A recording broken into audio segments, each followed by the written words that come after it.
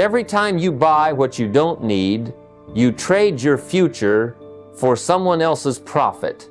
The wealthy know that, the consumers don't. The poor see money as something to spend. The rich see money as something to plant. The question is, are you spending seeds or sowing them? Let me ask you something powerful. When you get paid at the end of the month, who truly wins? You or the companies that take your money the very next day? Think about it. Your paycheck barely lands and it's already gone. Gone to bills, brands, gadgets, subscriptions, all designed to keep you buying, never building. That's how the system works. The rich create, the rest consume. The rich design the products, and the rest line up to purchase them. And until you break that pattern, you'll work your whole life funding someone else's dream. So tonight, I want to wake you up, not to work harder, but to think differently. Because the moment you stop acting like a consumer and start thinking like the rich, everything changes. Your habits change. Your direction changes. Your life changes. You know, it's a fascinating thing. Most people spend their entire lives working hard to earn money, only to spend every bit of it keeping up with a lifestyle that never truly satisfies them. They buy to feel good, to feel accomplished, to look successful, but those feelings fade faster than the shine on a new car. The rich, however, they think differently. They understand a principle most people never grasp. Consumers spend, but producers multiply. Every dollar that leaves your hand either disappears forever or returns with friends. And that difference is not about how much you earn, but what you intend to do with what you earn. I remember when I was broke, working just enough to survive. The moment I got paid, my money had already been spoken for. Rent, food, bills, and a few little pleasures to make me forget how tired I was. Then I met a man who changed my thinking forever. He said, "The goal isn't to spend more, it's to make what you have multiply." That hit me hard. He taught me to stop asking, "What can I buy with this?" and start asking, "What can I build with this?" That shift in mindset was the beginning of everything. You see, when you start thinking like a producer, your money stops being an escape and starts being a tool. Instead of chasing the next gadget or trip, you start building assets, systems, and ideas that pay you back. You learn to delay the thrill of spending for the satisfaction of growing. The consumer looks at a dollar and sees a purchase. The producer looks at the same dollar and sees potential, a seed to plant, nurture, and multiply. If you ever want to master money, track it, every dollar, for 30 days. Write it down, where it came from, where it went, and why. You'll be amazed how much power awareness brings.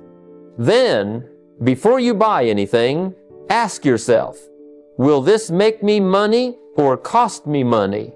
That one question can change your financial life. Replace consumption habits with creation habits.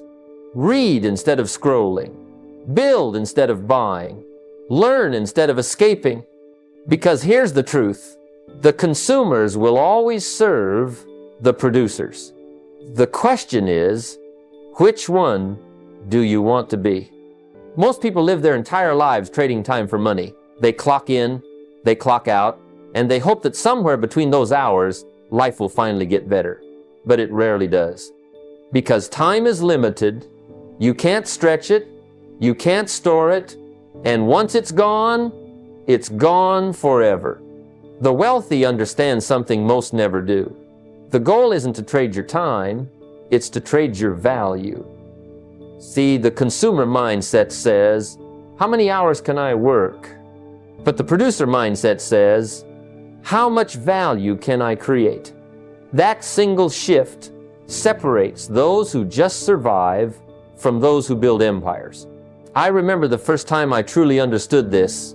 I was working long days, tired nights, hoping that one day my paycheck would reflect my effort.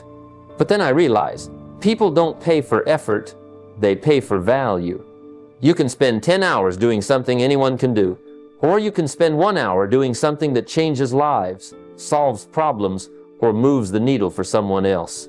That's what value is. It's the difference between being busy and being effective. Now, here's the key. The rich invest their time in learning how to multiply their impact. They build skills that compound: communication, leadership, sales, investing, marketing, skills that don't just earn once, but keep paying for years. When you can persuade, when you can build, when you can invest, your time starts to work for you even when you're asleep. The average person spends years perfecting routines that keep them tracked. The wealthy spend those same years creating systems that free them. Start by asking yourself, where does my time go? And what does it produce? If it doesn't lead to growth, automate it, delegate it, remove it. Your time should only be spent on what multiplies your future. Then, create something once that can serve many. A product, a service, a course, a business, something that continues to produce income without your constant presence. Because here's the truth. The moment you stop trading hours and start trading value, your entire life changes. You move from being an employee of time to being an investor in results. And that's when freedom begins. Not when you work more, but when your work starts to outlive the hours you put in. So many people are trapped in a silent race they never agreed to run, the race to look successful. They buy things they can't afford, to impress people they don't even know, hoping it'll make them feel valuable. But here's the truth. You can't fill an inner emptiness with outer symbols. Poor minds buy to look rich. Wealthy minds buy to grow rich. The difference is not in the money, it's in the mindset. When I was younger, I used to think success was the car, the suit, the house on the hill. I thought that if I could just get those things, people would respect me. Maybe I'd finally respect myself. But then I met men who had less shine and more wisdom, fewer things and more peace. They didn't need to prove anything because their wealth wasn't worn. It was earned, invested, and multiplied. That's when I learned something powerful. The rich don't buy to impress. They buy with intention. Every dollar they spend has a direction. It either builds, grows, or serves a purpose. The secret is to detach your identity from your possessions. You are not your car, your clothes, or your house. You are the value you bring, the discipline you build, the person you become. When your sense of worth comes from things, you'll always be chasing more. But when it comes from purpose, you'll start living with less noise and more clarity. Try this. Before every major purchase, wait 30 days. Ask yourself, will this item make me more or will it make me less? Will it help me grow or will it keep me stuck? If it doesn't create value, it's not an investment, it's a distraction. Learn to measure wealth by freedom, not by appearance. The real luxury isn't a fancy car. It's the ability to walk away from a job you don't like. It's time freedom. It's peace of mind. It's the ability to say no because your finances say yes. Spend more on books, courses, and mentors, things that appreciate with time, not depreciate the moment you buy them. Because at the end of the day, success isn't about showing off what you have. It's about growing into who you're meant to become. Don't buy to impress others. Live to impress your future self. That's when life truly becomes rich. One of the greatest traps in modern life is the illusion of wealth. The shiny car, the designer clothes, the expensive vacations. They look like success, but they're often the reason people never reach it.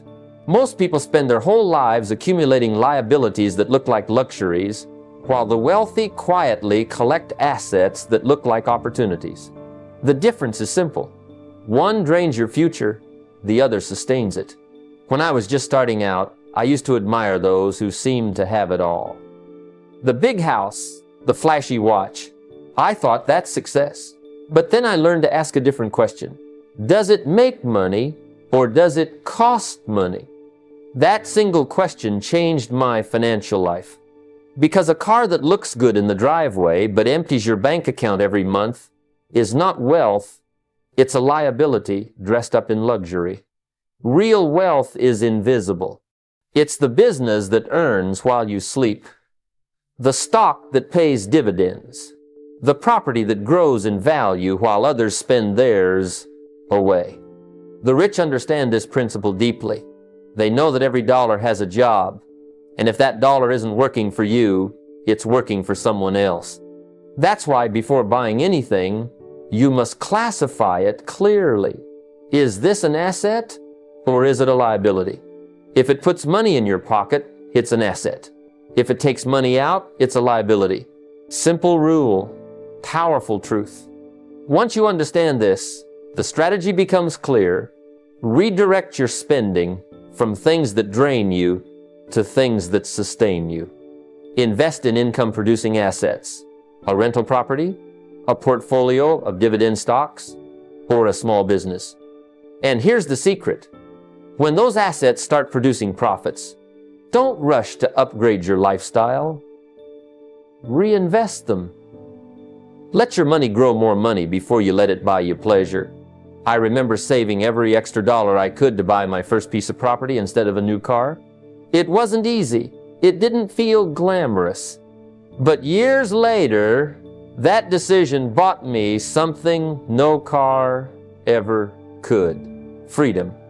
The rule is timeless. Assets first, luxuries later. The consumer asks, can I afford the payment? The wealthy ask, can this purchase pay me back? One question leads to debt. The other leads to independence. Choose wisely, because wealth doesn't come from what you buy, it comes from what you build. Most people get it backward when it comes to money. They earn, they spend, and if there's anything left at the end of the month, they save. But there never seems to be anything left, does there? Because spending expands to fill whatever space you give it. The wealthy learned long ago that the order must be reversed. You save first and spend what's left, not the other way around. That's not just a financial decision, it's a mindset shift. It's the difference between control and chaos, between progress and just getting by. When I was young and broke, someone told me, treat your savings like rent, non-negotiable. At the time I laughed. How could I save when I barely had enough to get through the month? But that advice changed my life. Because saving isn't about the amount, it's about the habit. The discipline of paying yourself first builds financial muscle. Even if it's $10, start there. The principle is simple.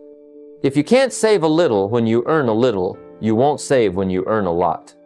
The rich automate their savings because they know emotions are dangerous when it comes to money. If you wait until you feel ready to save, you'll never start. Instead, make it automatic. Set up an account where 15–20% of your income is sent before you ever see it. Call it your freedom fund or wealth account. It's not for spending, it's for growing. That money isn't for emergencies, it's for opportunities. And opportunities always come to those who are prepared. I remember the first time I did this, automatically moving money before I could touch it. At first, it felt like I was depriving myself. But a few months later, something amazing happened. I didn't even miss it. My lifestyle adjusted, but my confidence grew. I was finally in charge of my money, not the other way around. Here's another rule. Every time your income rises, increase your savings rate before you increase your lifestyle. Don't let your spending grow with your paycheck. That's how people stay broke at every income level. The real secret isn't saving money for the sake of saving. It's saving so you can invest, so you can multiply, so you can one day live from the fruits of your discipline, not the leftovers of your habits. Save first, spend later, because freedom is built on what you keep, not on what you consume. Most people live by motivation. They wait to feel ready before they take action. But here's the problem with motivation. It fades. One bad day, one setback, one disappointment, and all that enthusiasm disappears. The wealthy understand something far more powerful. Systems beat motivation every time. Systems make success predictable. They don't rely on how you feel in the moment. They rely on what you've built into your habits. Consumers react to life. Producers prepare for it. When I started on my journey, I didn't have a lot of money or fancy tools, but I had something that most don't. I built small systems. Every morning, I reviewed my finances for 10 minutes. Every week, I tracked where my money went. Every month, I set aside a portion for investments automatically. It wasn't glamorous, but it was consistent. And consistency compounds. The truth is, discipline doesn't have to be dramatic. It just has to be daily.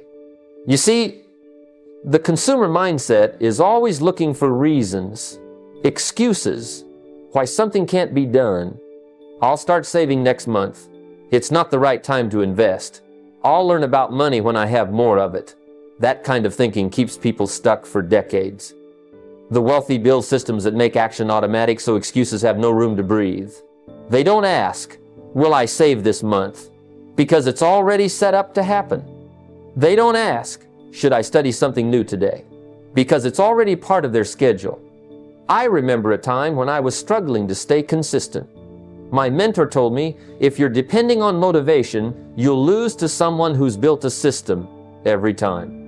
That was true. So I started small. One daily routine, one automated investment, one clear financial review each week.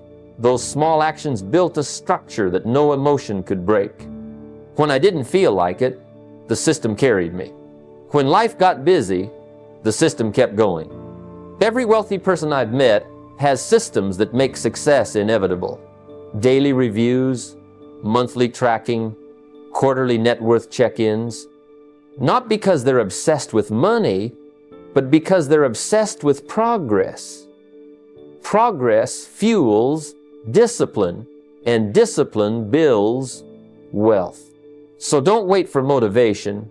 Build systems that make winning a habit. Excuses crumble when structure stands. And when your systems are strong, wealth becomes not a question of if, but when. Money has a language, and like any language, if you don't learn to speak it, you'll always depend on someone who does. The tragedy is, most people work their whole lives earning money, yet never stop to study how it actually works. They know how to make it, but not how to manage it. They know how to spend it, but not how to grow it. And that's why so many spend decades in motion but never move forward financially. The wealthy speak the language of money fluently. They understand its tone, its rhythm, its grammar. They know when to speak softly with patience and when to act boldly with precision. I remember when I first realized that money had a language. I was sitting with a man who was far wealthier than I could comprehend at the time. He didn't talk about wages or hours. He talked about cash flow, equity, and compounding. I didn't understand half of what he said, but I decided that day I would learn. Because I knew this, if I didn't learn to understand the words of wealth, I'd forever live by the vocabulary of survival. Most people see money as math, but it's not just numbers, it's behavior, psychology, and philosophy. The numbers are easy. What's hard is learning what they mean. When you study finance, you learn that $1 today is not $1 tomorrow. You learn how inflation quietly steals your purchasing power, how taxes can either drain or protect your wealth, how compounding turns patience into profit. You start to see that money has rules, and those who don't know them always play at a disadvantage.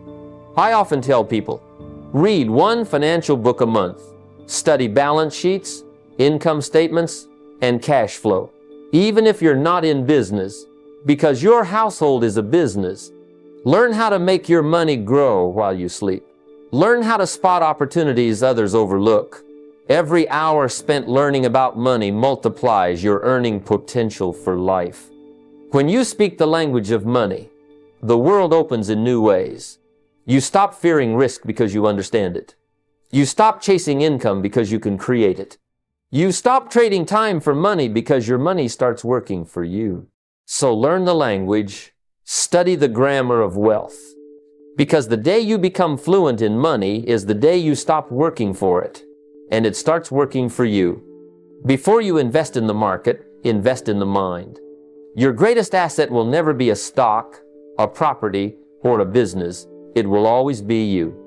The world pays for value, and value is created through skill. Consumers buy things hoping they'll feel richer. The wealthy buy education knowing they'll become richer. That's the difference. One looks for comfort, the other looks for capacity. I remember the season in my life when I wanted to invest but had no idea where to begin. I thought the secret was in finding the right stock or the right business. But my mentor said something I never forgot. Before you buy a share, make sure you've earned one in yourself. At first it sounded simple, but over time I realized how deep it was. Because when you build your skill set, you can lose everything and still rebuild. When you only build your bank account, one wrong turn can take it all away. Most people are trying to shortcut the process of wealth. They want returns without results, profit without preparation. But wealth responds to capacity. The more you grow, the more you can handle.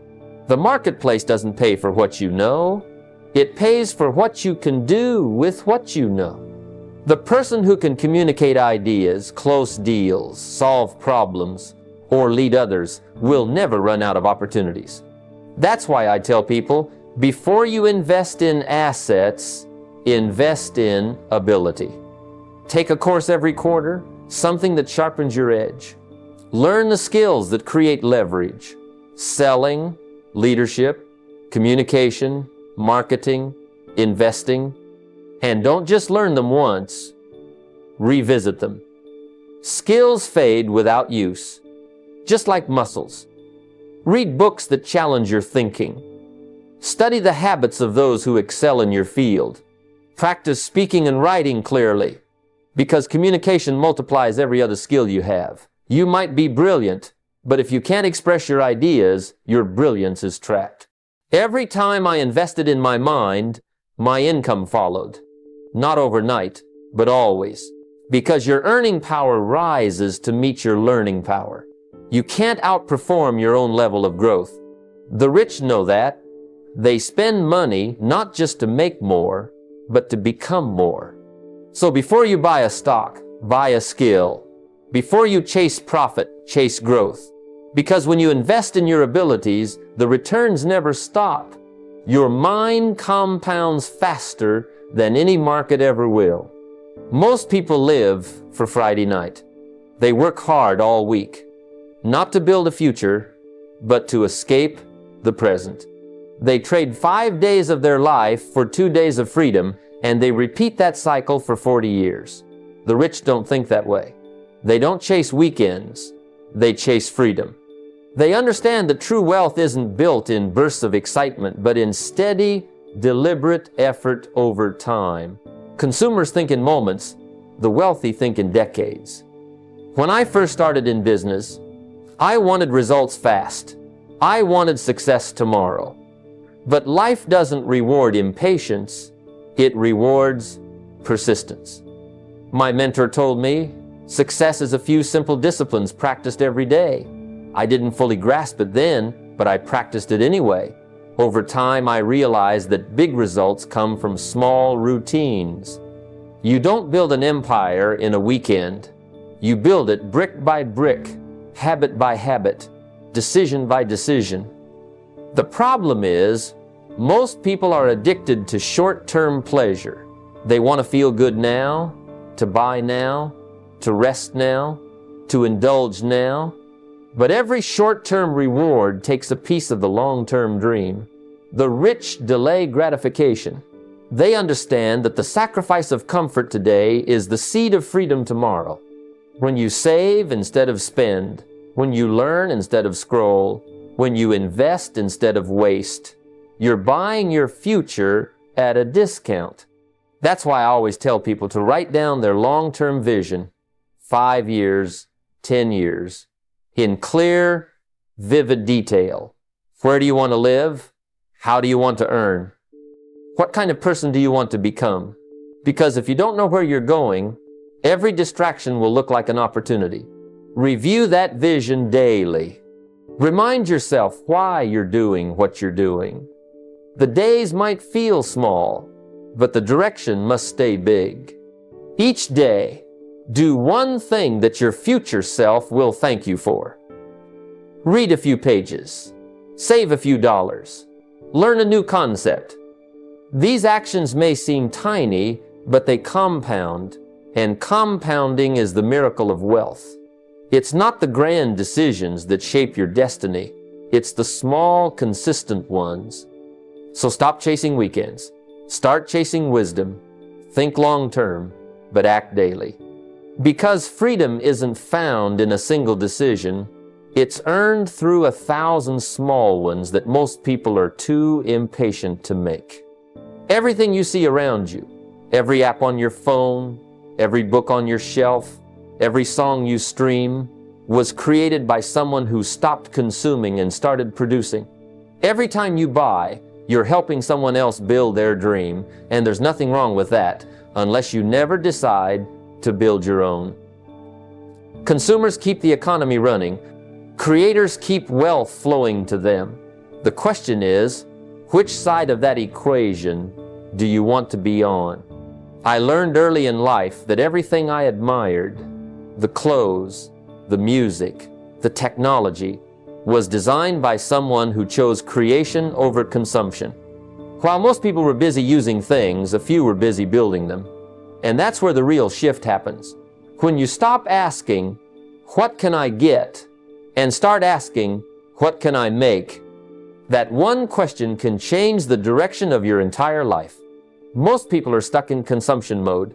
They buy the newest phone, the latest gadget, binge watch the next show, but never pause to think, could I be the one creating something others consume? You don't have to start big. You can start with an idea, a skill, a passion.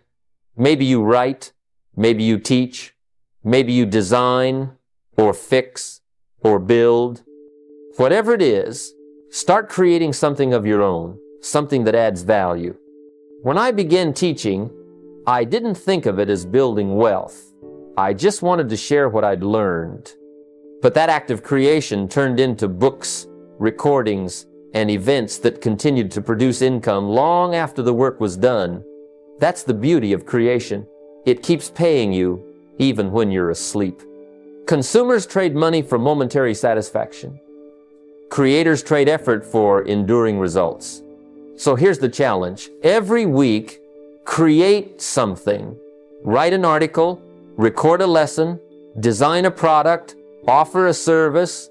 Don't just watch, build. Spend less time scrolling through what others made and more time producing something of your own. Study how others turn their skills into income. Learn how to package your ideas so they serve others. Creation is the foundation of wealth because it multiplies your value. When you create, you own. When you own, you control. And when you control, you're free. So turn consumption into creation. Don't just buy the vision, become the visionary. Because the moment you stop being a customer and start being a creator, you step out of the cycle of spending and into the circle of wealth. Most people are taught to work harder, but very few are taught to work smarter. The difference between the broke and the wealthy is not effort, it's leverage. You see, consumers rely only on labor. The rich rely on systems. One trades time for money, the other multiplies time through leverage. It's not that the wealthy don't work.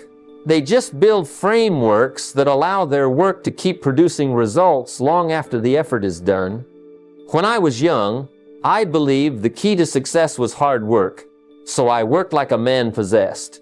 But then I met people who worked less than I did and earned 10 times more. It confused me at first. Then I realized they had leverage. They had systems, teams, and investments that worked for them while they slept. I was trading my hours for dollars while they were trading their ideas for assets. That's the day I learned effort alone builds a living, but leverage builds wealth. Leverage is about multiplying your energy. It's using tools, technology, people, and capital to extend your reach beyond your personal capacity. Think about it. The person who works 10 hours a day has a limit. The person who builds a system that works 24 hours a day has no limit.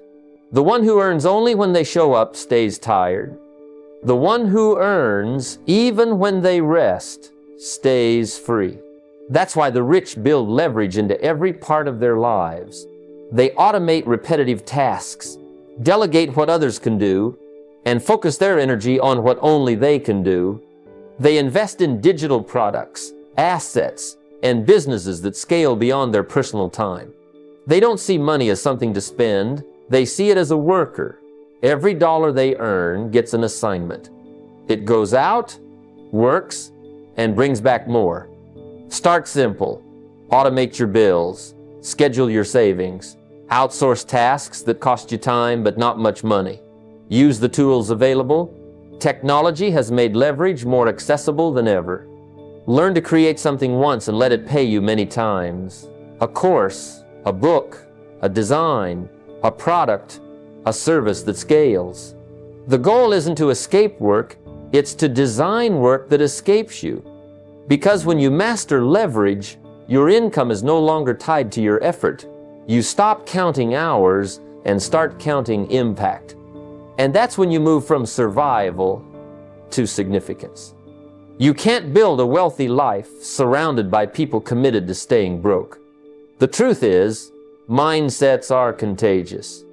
You absorb the attitudes, habits, and expectations of the people you spend the most time with, whether you realize it or not. If your circle spends every conversation complaining about money, chasing trends, or bragging about what they bought last weekend, you'll eventually join them in that pattern. But if you surround yourself with builders, creators, and thinkers, your entire outlook begins to change. When I was just starting out, I noticed something remarkable.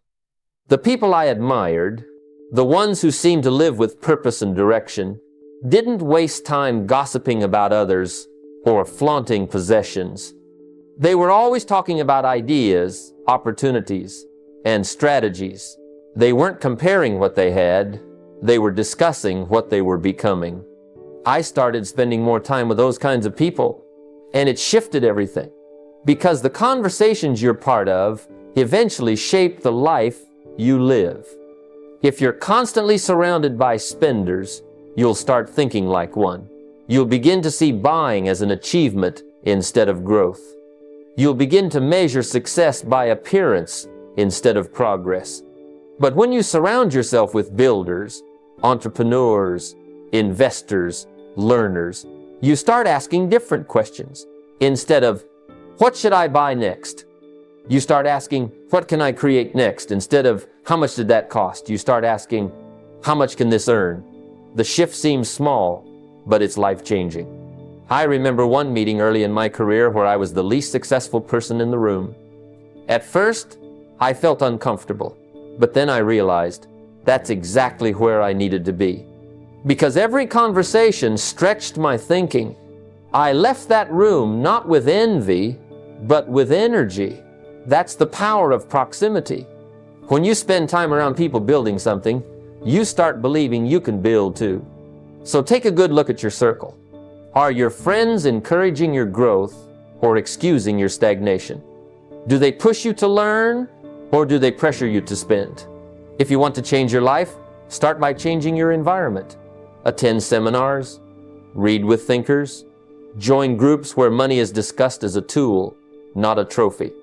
Surround yourself with builders, because in the end, we rise or fall to the level of the company we keep. Choose wisely, and your circle will build your future right alongside you. Most people measure success by their paycheck, but that's where they go wrong. Income is what keeps you alive. Net worth is what sets you free. You can earn a great salary and still be broke if everything you make goes out as fast as it comes in. The difference between the consumer and the wealthy isn't how much they earn, it's how much they keep and grow. You see, income buys comfort, but ownership buys control. And control is where real wealth begins. Early in my life, I thought making more money would solve everything. I worked harder, pushed longer, and waited for that next raise. But every time my income increased, my lifestyle expanded to match it. A bigger paycheck brought a bigger car, a nicer suit, and somehow the same empty wallet. It took me years to realize that high income doesn't guarantee wealth. It only guarantees higher expenses if your mindset doesn't change. The wealthy think differently. They don't ask, how much do I earn? They ask, what do I own? They track their assets like a scoreboard of freedom. Stocks, businesses, property, intellectual capital, things that keep paying even when they're asleep. And they track their liabilities too, debts, loans, and unnecessary expenses that quietly eat away at their progress. Each month, they measure what matters, the difference between what they own and what they owe. That's net worth, the real report card of financial independence. I remember sitting down one evening with a simple notebook, drawing 2 columns, assets on one side, liabilities on the other. It was humbling at first. The right column was heavier than the left. But that small act of awareness changed everything. When you track your net worth, you start thinking like an owner. You begin asking, does this purchase build my wealth or borrow from it? And how can I make this dollar work instead of disappear? So start today, not with a raise, but with a recalibration. Calculate your net worth, even if it's negative. It's not a judgment, it's your starting line. Then commit to moving the number in the right direction every month. A little less debt, a little more asset. Because wealth isn't measured by how loudly you earn, it's measured by how quietly you grow. The goal isn't just to make money, it's to make meaning, freedom, and legacy out of it. When most people think about money, they think in terms of months, the next paycheck, the next bill, the next vacation. But the wealthy, they think in lifetimes. They understand that money isn't just for spending, it's for shaping a legacy. The consumer mindset asks, how can I live better right now? The builder's mindset asks, how can I create something that lasts when I'm gone? That's the great divide between lifestyle and legacy.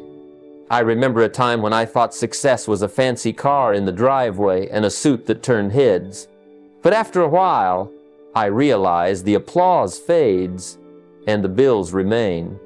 True wealth isn't about display, it's about direction. It's about building something that continues to grow even when you stop showing up.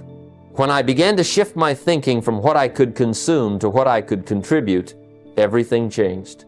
The question became, what will remain because I lived? See, your lifestyle will fade the moment your income stops. But your legacy, that's built on principles, systems, and values that multiply long after you're gone. If your money only feeds your comfort, it dies with you.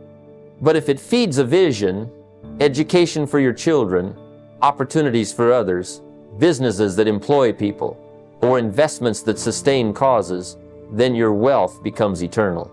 It becomes a seed that keeps growing in fields you may never walk through yourself. That's why the wealthy document their wisdom, not just their earnings. They teach their children how money works, not just how to spend it. They build systems that don't require their presence, investments, enterprises, and ideas that produce value on their own.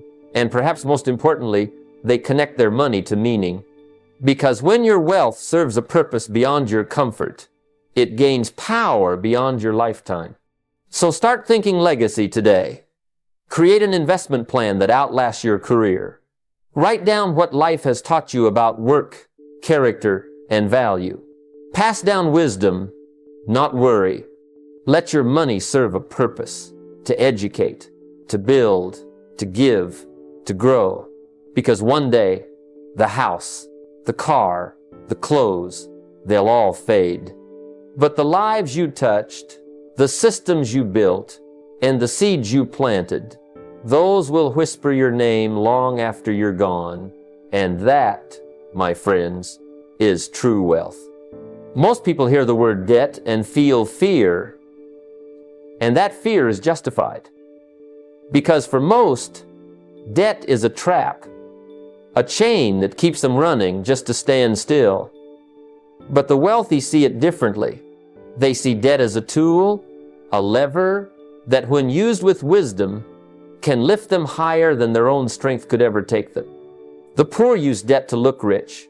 The rich use debt to become rich. The difference isn't in access, it's in awareness.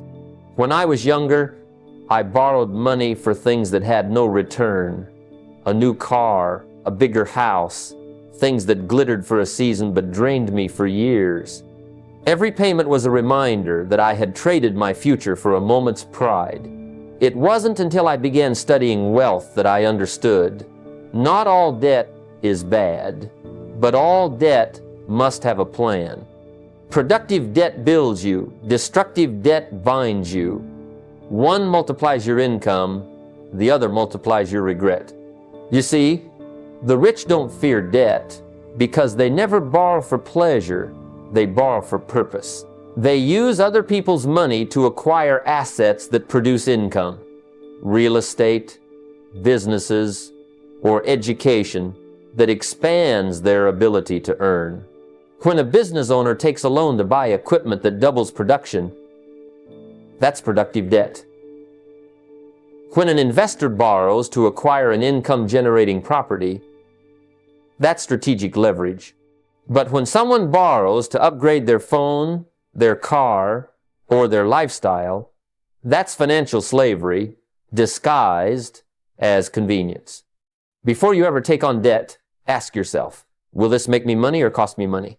If it produces income, teaches you a profitable skill, or expands your earning potential, it's a tool. If it only brings comfort, status, or instant gratification, it's a trap. And here's the key. Never let emotion make financial decisions. Numbers don't lie. Calculate the return before you commit. If the return is smaller than the interest, walk away. So, don't be afraid of debt. Master it. Let it serve your goals, not steal your peace. Use it like the rich do, as a bridge to build something that pays you back. Because when you turn debt into strategy, you move from survival to structure, from reaction to control. And that's the moment debt stops being your master and starts becoming your servant.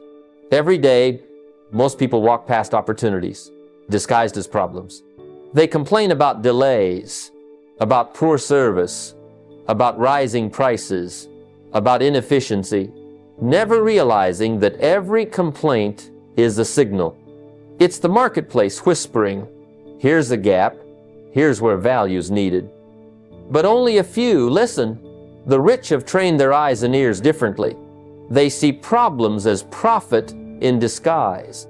They don't get stuck saying, why doesn't someone fix this? They ask, what if I fix this? That's the difference between consumers and creators, between those who buy solutions and those who sell them. When I first started in business, I wasn't looking for brilliance, I was looking for usefulness. I noticed that people around me had similar frustrations. They needed motivation, structure, and a plan. And where there's a need, there's a market. I learned early, the size of your wealth is directly tied to the size of the problems you're willing to solve. Small thinkers look for comfort. Big thinkers look for problems to solve. That's why one man can complain about traffic while another invents the navigation app that makes him a fortune. If you want to step into that world, start by observing. Keep a simple journal, not of ideas, but of frustrations. Every time you or someone around you says there should be a better way, write it down. That's not just an irritation, that's income waiting to be claimed.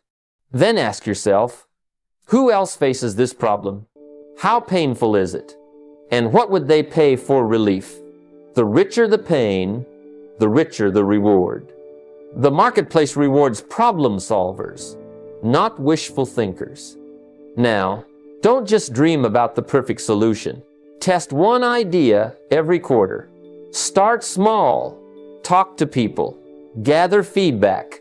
Create a simple version and see if it helps. If it works, refine it. If it doesn't, learn from it. Every great product, every powerful business began as someone's attempt to make life easier for others. Remember this, complaining never paid a bill, but solving a problem always can.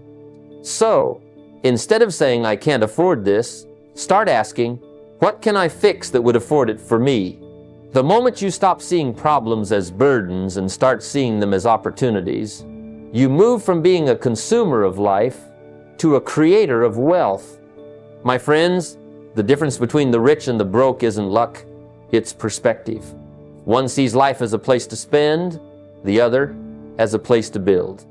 Wealth isn't just about money, it's about growth, value, and contribution.